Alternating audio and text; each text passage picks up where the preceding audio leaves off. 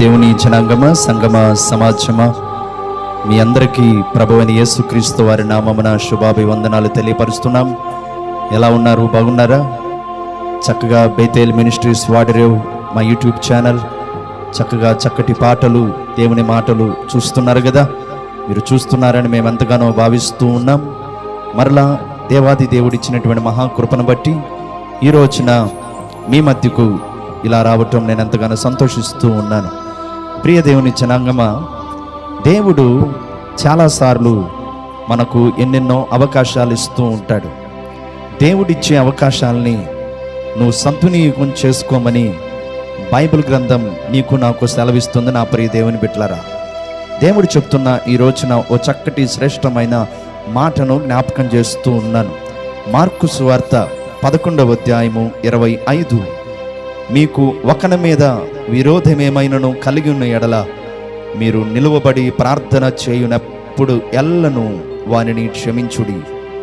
మీకు ఒకని మీద విరోధమేమైనా ఉన్న ఎడల మీరు ప్రార్థన చేసినప్పుడల్లా మీకు ఎవరి మీదైతే విరోధం ఉందో, ఎవరి మీదైతే శత్రుత్వం ఉందో, ఎవరి మీదైతే కోపం ఉందో, నా ప్రియ దేవుని జనాంగమా, సహోదరి సహోదరుడా, నువ్వు చేయాల్సిన పని ఏంటో తెలుసా?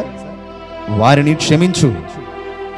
దేవుడు అనేక సార్లు అనేక అవకాశాలు మనకు కల్పిస్తూ ఉంటాడు.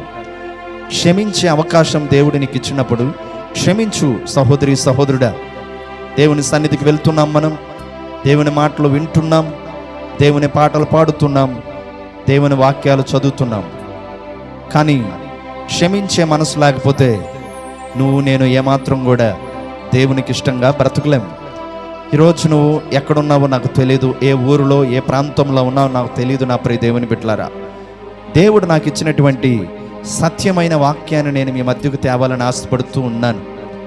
దేవుడు చెప్తూ ఉన్నాడు, నీవు అందరినీ క్షమించే మనసు కలిగిన వ్యక్తివేనా? క్షమిస్తున్నావా? అఫ్కోర్స్ నిన్నెవరు క్షమించకపోవచ్చు, అఫ్కోర్స్ నిన్నెవరు అర్థం చేసుకోలేకపోవచ్చు.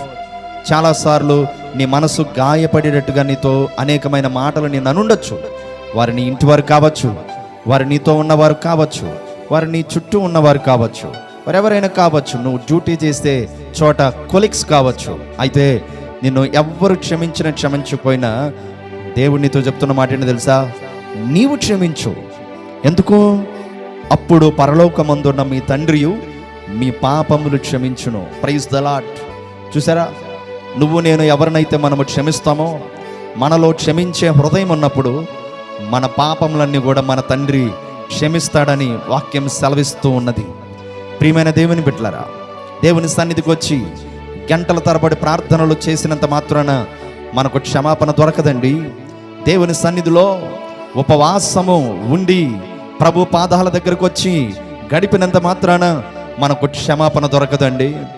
బాప్తిసం తీసుకునేటప్పుడు తండ్రి యొక్కయు కుమారుని యొక్కయు పరిశుద్ధాత్మతో ఏక దేవుని నామమున బాప్తిసం తీసుకొని, ఇదిగో క్రొత్త వస్త్రాలు ధరించుకొని క్రొత్త పేరు పెట్టించుకొని ప్రభు బలలో చేయి వేసినంత మాత్రాన క్షమాపణ దొరికిద్ది అనుకుంటున్నావా?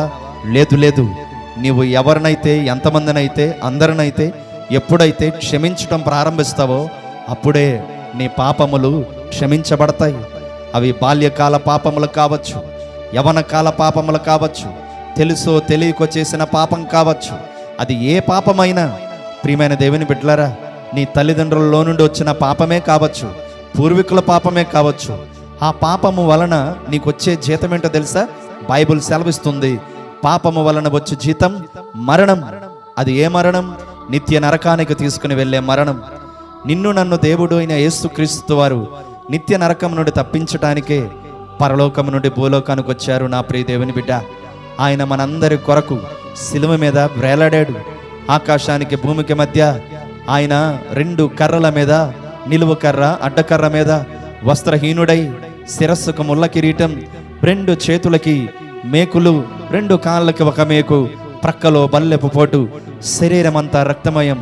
ప్రియమైన దేవుని బిడ్డ, ఆయన ప్రతి ఒక్కరిని క్షమించాడు. వ్యభిచారిని క్షమించాడు, దొంగలని క్షమించాడు, మోసగాళ్ళను క్షమించాడు. ఆయన నా పాపమును కూడా క్షమించాడు. నా యవ్వన కాలంలో చేసిన పాపములన్నీ కూడా తన యవ్వన రక్తముతో నన్ను కడిగి పవిత్రపరిచి నన్ను శుద్ధునిగా చేసి నాకు క్షమాపణ ఇచ్చి నన్ను నీతిమంతునిగా చేసి తన శిలువ రక్తంలో నన్ను కడిగి తన సేవకు నన్ను పిలుచుకొని ఇదిగో మీ ముందు నిలబెట్టి మాట్లాడిస్తున్నారు నా ప్రియ దేవుని బిడ్డలారా. అయితే నా ప్రియ దేవుని బిడా, సహోదరి సహోదరుడా, నీకు కూడా క్షమాపణ రావాలి అని అంటే ఒకే ఒక్క మార్గం, నీవు అందరినీ క్షమించు బిడా. ఏ మందిరానికి వెళ్తున్నా సరే అందరితో సఖ్యత కలిగి ఉండు. ఏ కాలేజీకి వెళ్తున్నావా సరే అందరితో సఖ్యత కలిగి ఉండు. బైబిల్ సెలవిస్తుంది, సహోదరులు ఐక్యత కలిగి ఉన్న ఎడల ఎంత మనోహరం, ఎంత మేలు, ఎంత ఆశీర్వాదకరం, ఎంత దీవెనకరం.